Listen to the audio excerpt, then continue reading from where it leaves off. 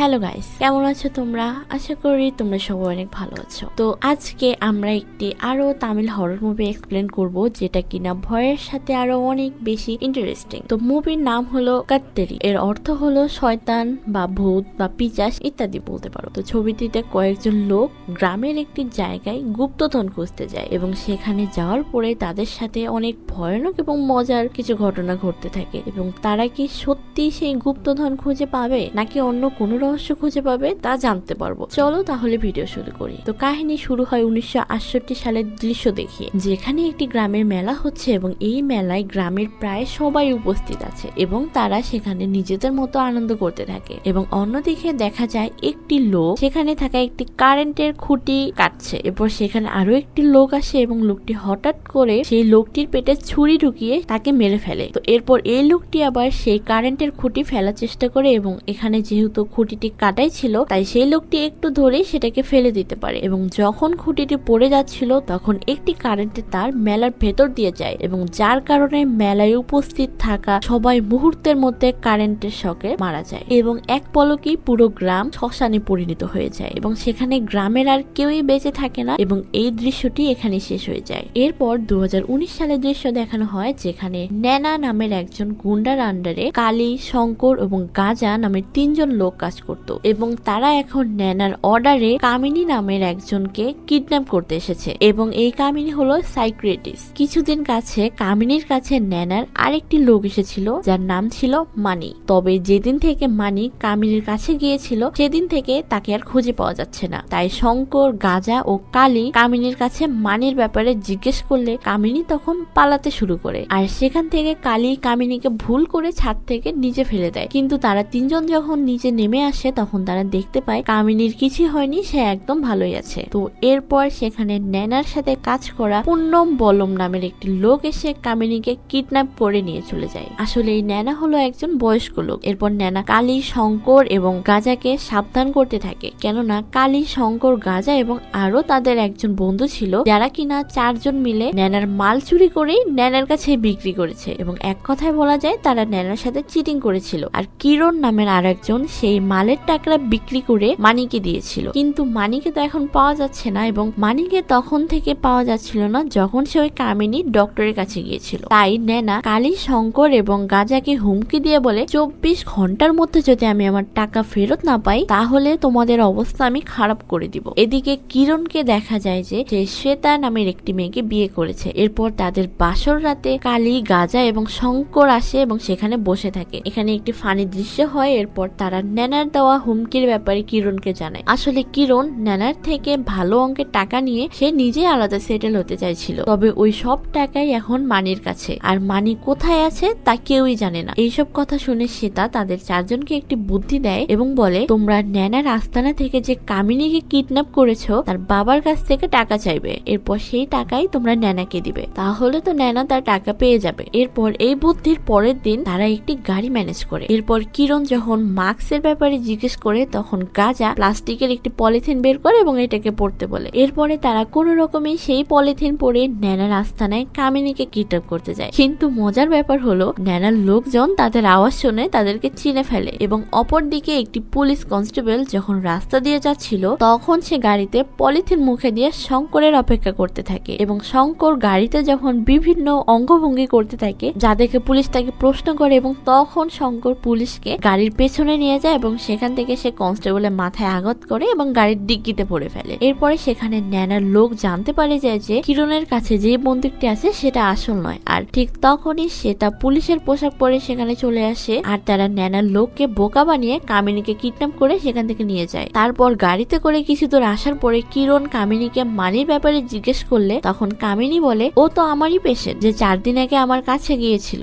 এখন সে আর আসে না। আর চিকিৎসা করার সময় মানি কিছু একটা গুপ্তধনের কথা বলেছিল এবং সে বলেছিল কোলাটিপুরম নামে একটি গ্রামে অনেক ধন সম্পদ আছে এবং ওই সম্পদ সে আনতে যাবে আর সেই টাকা নিয়ে সে পালিয়ে যায়। আর তার প্ল্যান হলো সেই গুপ্তধন পাওয়ার পরে সে আর ন্যানার সাথে কোনো কাজ করবে না আর সে অন্য জায়গায় গিয়ে সেটেল হবে। তো এরপর তারা সবাই কোলাটিপুরম গ্রামের উদ্দেশ্যে বেরিয়ে পড়ে। তো অনেক দূরের পথ অতিক্রম করে তারা সেই গ্রামে আসে এবং গ্রামে আসার পরে তারা দেখতে পায় গ্রামের কেমন সবাই যেন অদ্ভুত ধরনের কাজ করছে, যেমন একটি বাড়িতে কেউ মারা যাচ্ছে আর কষ্ট পাচ্ছে এবং তার পাশের বাড়িতে বিয়ের আনন্দ চলছে। এরপর গাজা সেখানে থাকা কয়েকজন লোককে মানির ব্যাপারে জিজ্ঞেস করে, তবে লোকগুলো কোনো উত্তর দিতে পারে না এবং তারা এমন ভাব করছিল তারা এই প্রথমবার মোবাইল ফোন দেখছে। তো কিছু দূর যাওয়ার পরে তারা দেখতে পায় একটি মেয়ে কয়েকজন বাচ্চাকে পড়াচ্ছে এবং এটা সেই টিচার এবং বাচ্চারা যাদের মুভির শুরুতে আমরা মেলায় দেখেছিলাম। তো এরপর তারা মেয়েটিকে ঠিকানার ব্যাপারে জিজ্ঞেস করলে মেয়েটি তাদের ঠিকানা বলে দেয়। পরের দৃশ্যে আমরা সবাইকে একটি পুরনো বাড়ির কাছে দেখি যেখানে 1947 সাল লেখা ছিল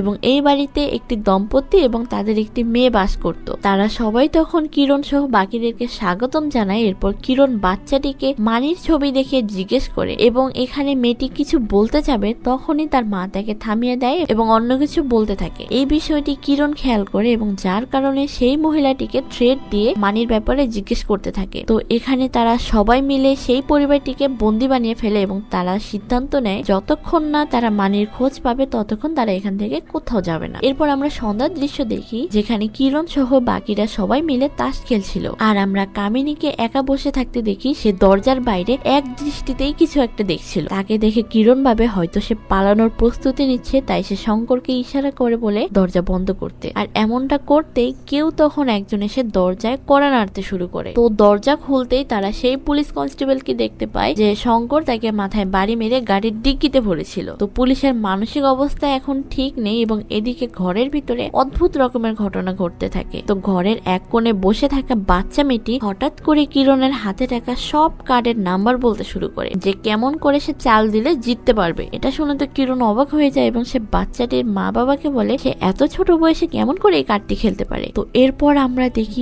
বাচ্চাটির মুখ একটি শয়তানে বদলে গিয়েছে আর সে তখন কিরণের উপর আক্রমণ করে। শুধু তাই নয়, বাচ্চাটির বাবা মাও শয়তানের মতো হয়ে গিয়েছে এবং তাদের সবাইকে ভয় দেখাতে শুরু করে। এসব কিছুতে ঘরে সবাই তখন অনেক ভয় পেয়ে যায় এবং তারা এদিক সেদিক পালাতে শুরু করে এবং একে অপরের থেকে আলাদা হয়ে যায়। পরের দৃশ্যে আমরা কিরণকে দেখতে পাই সে কামিনীকে শ্বেতা মনে করে অনেক দূরে নিয়ে এসেছে এবং তারা দুজনে সাহায্যের জন্য এদিক সেদিক ছুটতে থাকে। তারা দুজনে তখন একটি গাড়ি দেখতে পায় এবং গাড়িতে বসে ড্রাইভারকে বলে কোন রকমে এই গ্রাম থেকে তাদেরকে যেন বাইরে বের করে। তবে গাড়িতে বসার পরে কিরণ এখানে অদ্ভুত রকমের আত্মা দেখতে পায়। তবে এখানে কামিনী আর ড্রাইভার এসব কিছু দেখতে পাচ্ছিল না। তো গাড়ি একটু সামনে যেতে ড্রাইভারের পাশে আমরা পুন্নম বলমকে দেখতে পাই। সেও কামিনীর পেছনে পেছনে এই গ্রামে চলে এসেছে এবং তাকে দেখে তো কামিনী গাড়ি থেকে লাফ দেয় এবং এতে কিরণ কিছুই বুঝতে পারে না। তো এরপর কামিনীকে খুঁজতে পুন্নম বলম যখন কিরণকে নিয়ে সেই বাড়িতে যায় যেখান থেকে তারা সবে মাত্র পালিয়েছিল। অন্যদিকে আমরা শঙ্করকে দেখতে পাই তাকে গ্রামের এক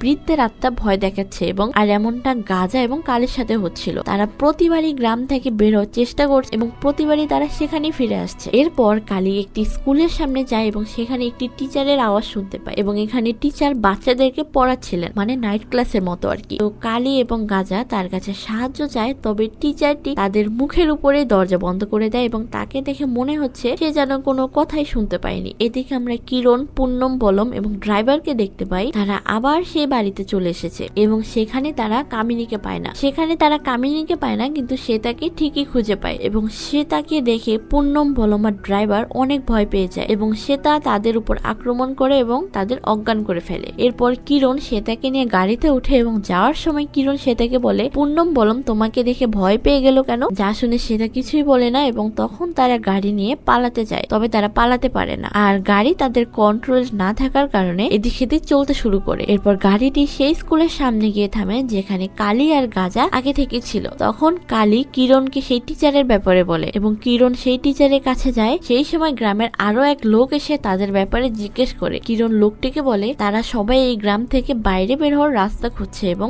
এখানে কেউ তাদের সাহায্য করছে না। সেই লোকটি অদ্ভুত এক কথা বলে। লোকটি বলে স্কুলের বাইরে লাগানো একটি বোর্ডটাতে দেখা যায় যেখানে স্পষ্ট লেখা আছে যে এই স্কুলে যে বাচ্চারা পড়ছে এবং সেই টিচার যারা কিনা আজ থেকে অনেক বছর আগে মারা গিয়েছে। আর এটা দেখে তো সবাই অনেক ভয় পেয়ে যায়। তখন সেই লোকটি তার বাড়িতে তাদেরকে থাকতে বলে যাতে করে আজকের রাতে তারা নিরাপদে থাকতে পায়। তো এর পরের দৃশ্যে আমরা সবাইকে লোকটির বাড়িতে দেখতে পাই এবং তার বাড়িতে তার স্ত্রী ও একটি বাচ্চা রয়েছে। মহিলাটি এখানে অদ্ভুত রকমের ব্যবহার করতে থাকে। তাকে দেখে মনে হচ্ছে সে কোনো সময় কারোর উপর আক্রমণ করে দিবে এবং তার এমন অবস্থা দেখে লোকটি তাকে খাবার খেতে দেয়। তখন লোকটি সবাইকে বলতে থাকে আসলে তার স্ত্রীর উপরে এগাকট্টি নামের একটি আত্মা ভর করে আছে আর আমাদের গ্রামের সবাই বিশ্বাস করে যদি কেউ খাবার খাওয়ার পরে হাত না ধোয় তাকে এই এগাকট্টি ধরে ফেলে আর ততক্ষণ পর্যন্ত ছাড়ে না যতক্ষণ তার পেট ভরে না যায় আর তার স্ত্রীর সাথে এমন কিছুই হয়েছে। এই সময় ওই মহিলাটিকে আমরা আরো বেশি রাখতে দেখি। এরপর মহিলাটি লোকটির মাথায় একটি দা দিয়ে আঘাত করে। এসব দেখে তো কিরণ সহ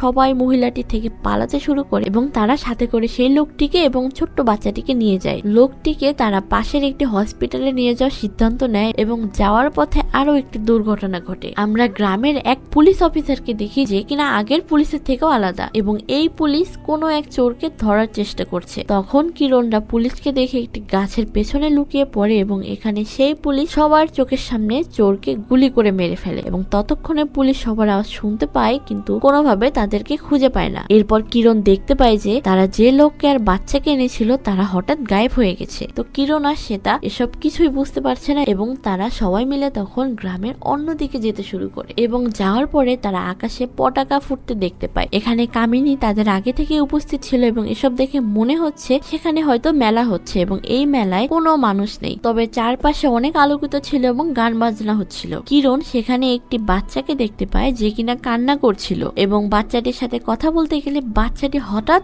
করে শয়তানে পরিবর্তন হয় এবং তাদের উপর আক্রমণ করে, যার কারণে তাদের আবার এখান থেকে পালাতে হয়। এবার কিরণ পালাতে পালাতে একটি কবরস্থানে চলে আসে এবং সেখানে চারপাশে শুধু কবর আর কবর ছিল। সেই সময় সে সেখানে একটি বিশেষ লোকের কবর দেখতে পায় যেখানে ওই লোকের ব্যাপারে লেখা আছে যার সাথে কিছুক্ষণ আগে তারা বাড়িতে গিয়েছিল। আসলে এই লোকটিও আজ থেকে অনেক বছর আগে মারা গিয়েছে। এসব দেখে কিরণ সহ বাকি সবাই বুঝতে পারে হয়তো এই গ্রামের সবাই আজ থেকে অনেক বছর আগে মারা গিয়েছে এবং তারা যা কিছু দেখতে পাচ্ছে তারা সবই আত্মা। তারা এখানে সত্যি বুঝতে পারছে না যে লোকগুলোকে আসলে মারা গিয়েছে নাকি তাদেরকে কিছু বোঝাতে চাচ্ছে। তো যাই হোক, তারা এই গ্রাম থেকে আর কোনোভাবে বাইরে বের হতে পারছিল না, কারণ তারা যখনই বের হওয়ার চেষ্টা করছে তখনই তারা আবার সেই গ্রামেই যাচ্ছে। তখন শ্বেতা বলে শঙ্কর কোথায়? হতে পারে সে হয়তো ভালোভাবে পালাতে পেরেছে। কামিনী তখন বলে শঙ্কর পালায়নি, সে আরো বিপদে পড়েছে। কামিনী বলে পালানোর সময় সে শঙ্করকে রাস্তা দেখিয়েছিল এবং তারা দুজনে বাইরে যাওয়ার রাস্তা খুঁজছিল। তখনই তাদের সামনে একটি সুন্দরী মহিলা আসে এবং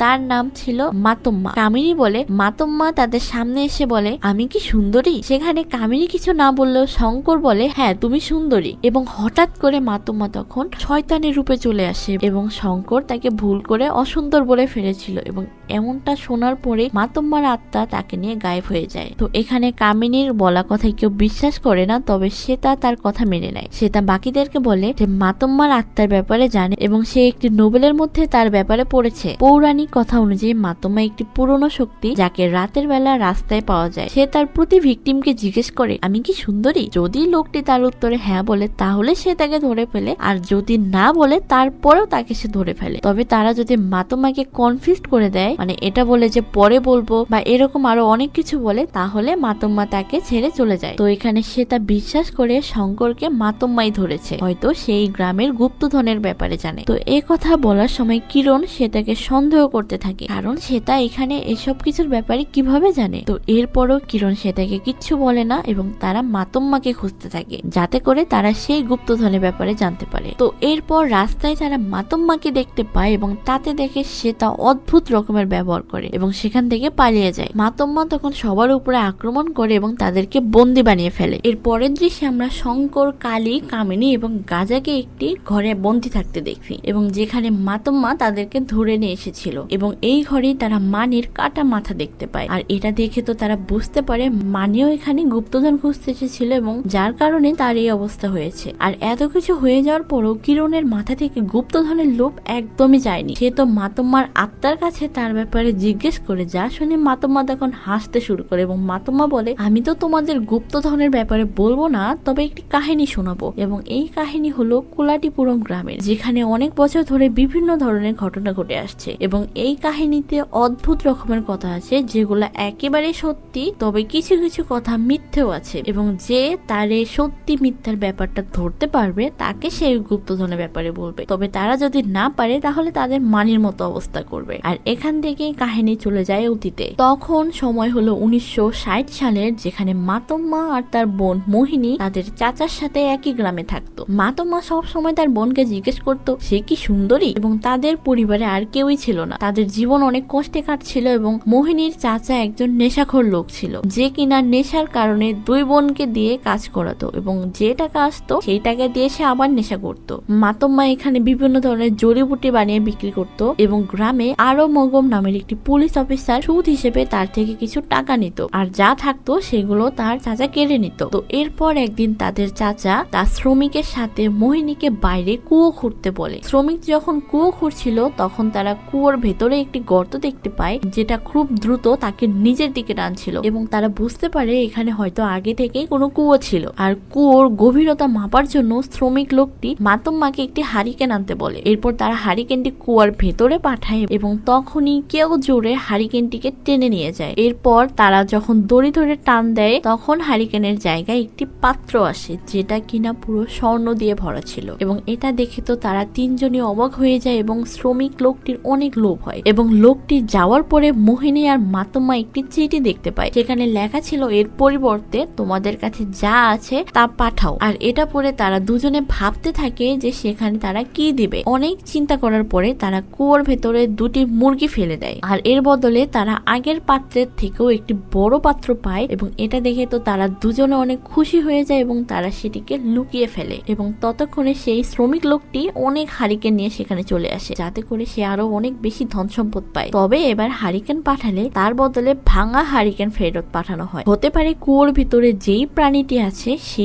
মাংসের স্বাদ পেয়ে গিয়েছে, তবে এটা তো শ্রমিক জানে না, তাই সে লোভে পড়ে এবং নিজেই কুয়োর ভেতরে চলে যায় এবং সব সম্পদ যেন সে একেবারেই নিয়ে আসতে পারে। তবে এখানে এর পুরো উল্টোটা হয়। কুয়োর ভেতরে থাকা সেই প্রাণীটি লোকটিকে খেয়ে ফেলে এবং যার পরিবর্তে মোহিনী এবং মাতম্মার জন্য সোনায় ভরা বড় একটি ড্রাম পাঠিয়ে দেয় এবং এর সাথে একটি চিঠিও ছিল, সেখানে লেখা ছিল এই জিনিসটি আবার পাঠাবে। এত সোনা দেখে তো দুই বোনের মন মানসিকতা একদমই বদলে যায়, আর তারা তাদের চাচাকেই সেই কুয়োর ভেতরে পাঠিয়ে দেয় এবং যার বদলে তাদের সোনায় ভরা একটি বড় বাস্ক পাঠানো হয়। এরপর সন্ধ্যাবেলা মাতম্মা গ্রামের সেই লোভী পুলিশ অফিসারটি আরো মগমের কাছে দেখা করতে যায় এবং তাকে গিয়ে একটি সোনার ব্যাগ দেয়, যা দেখে সে বলে এসব তুমি কোথায় পেলে। মাতম্মা তাকে কিছু বলে না এবং শুধু বলে সে প্রতিদিন একটি করে লাশ চায়, কারণ স্টেশনে তো অনেক চোর আসে আর লাশও থাকে, তাই সে যদি তাকে লাশ এনে দেওয়ার ব্যবস্থা করে দেয় তাহলে প্রতিদিন তাকে এরকম সোনায় ভরা ব্যাগ এনে দিবে। তো এখানে লোভী অফিসার রাজি হয়ে যায় এবং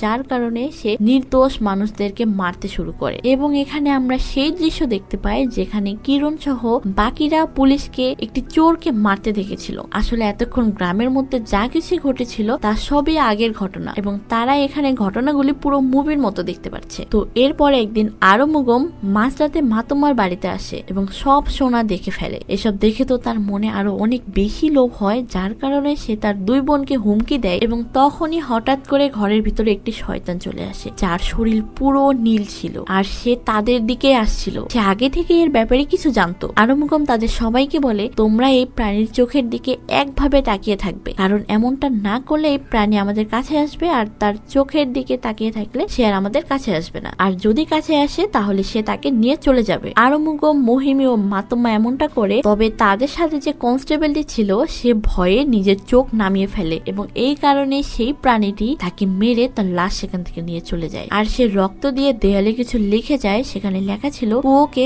কখনো তোমরা ক্ষুধার্ত রাখবে না। এবং এটা পড়ে তারা এখন বুঝতে পারে যে কুয়ো খুঁড়ে তারা কত বড় ভুল কাজ করেছে। আর প্রতিদিনই তো সেখানে মানুষের লাশ পাঠানো সম্ভব না, তবে এখানে পুলিশটি অনেক লোভী ছিল এবং সে একটি শয়তানি প্ল্যান করে, যেখানে সে গ্রামের সবাইকে একেবারেই মেরে ফেলবে, যাতে করে কেউ তাদের আর কোনোদিন প্রশ্নও করবে না। এতে তারা আরো অনেক বেশি সোনা পাবে, যা দিয়ে তাদের জীবন একেবারেই বদলে যাবে। পরের দৃশ্যে আমরা মুভির সেই প্রথম দৃশ্যটি দেখি, যেখানে কেউ কারেন্টের খুঁটি কাটছিল আর সেই খুঁটিটিকে অন্য কেউ ফেলে দেয় এবং সেই লোকটি হলো আরমুগম। সে সোনার লোভে পড়ে পুরো গ্রামকে শেষ করে দিয়েছিল। এরপর সে মোহিনী এবং মাতম্মাকেও মেরে ফেলে। এত কিছুর পর কাহিনী আসে বর্তমানে এবং এখানে মাতম্মার আত্মা কিরণ সহ বাকিদেরকে বলে এখন বলো আমার এই কাহিনীতে কি মিথ্যে ছিল এবং কি সত্যি ছিল। কিরণের মতে মাতম্মার কাহিনী একদমই সত্যি ছিল, তাই হয়তো এই গ্রামে ভূত ছাড়া আর কোনো মানুষ নেই। আর আরেকটি প্রশ্ন যেটা তারা বুঝতে পারছে না, মাতম্মা যদি এখানে থাকে তাহলে মোহিনী কোথায় আর